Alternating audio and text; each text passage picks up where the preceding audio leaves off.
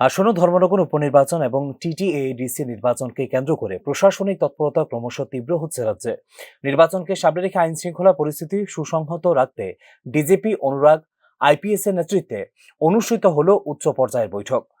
রাজ্য পুলিশ সদর কার্যালয়ে আয়োজিত এই বৈঠকে শুধুমাত্র রুটিন প্রস্তুতি নয়, বরং একটি কৌশলগত পরিকল্পনার অংশ বলেই মনে করছে পর্যবেক্ষকরা।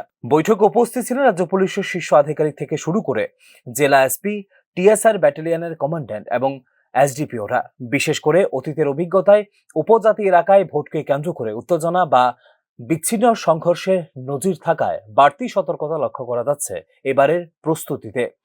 নির্ধারিত সূচি অনুযায়ী 9 এপ্রিল অনুষ্ঠিত হবে ধর্মনগর বিধানসভা কেন্দ্রের উপনির্বাচন এবং 12 এপ্রিল অনুষ্ঠিত হবে ত্রিপুরা উপজাতি স্বশাসিত জেলা পরিষদের ভোট গ্রহণ, যেখানে 17 এপ্রিল অনুষ্ঠিত হবে গণনা। এই সময়সীমা মাথায় রেখে নিরাপত্তা মোতায়েন ও লজিস্টিক ব্যবস্থাপনায় সমন্বয় সাধনের উপর দেওয়া হয়েছে গুরুত্ব।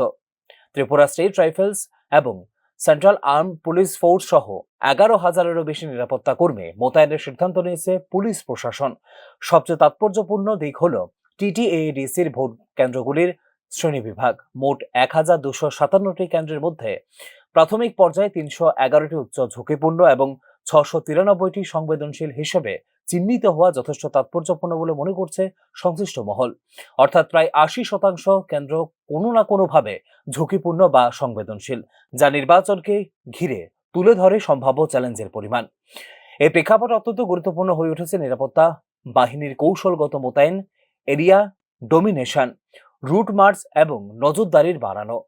বিশ্লেষকদের মতে শুধুমাত্র বাহিনী মোতায়েনই যথেষ্ট নয়। স্থানীয় গোয়েন্দা তথ্য অনুযায়ী রাজনৈতিক দলগুলির কার্যকলাপ পর্যবেক্ষণ এবং ভুয়ো খবর বা গুজব রুখতে তথ্য প্রবাহ নিয়ন্ত্রণও সমান গুরুত্বপূর্ণ। বিশেষ করে সোশ্যাল মিডিয়ার যুগে ক্ষুদ্র ঘটনা বড় আকার নিতে সময় লাগে না, ফলে গুরুত্ব দেওয়া হচ্ছে সাইবার মনিটরিংয়েও।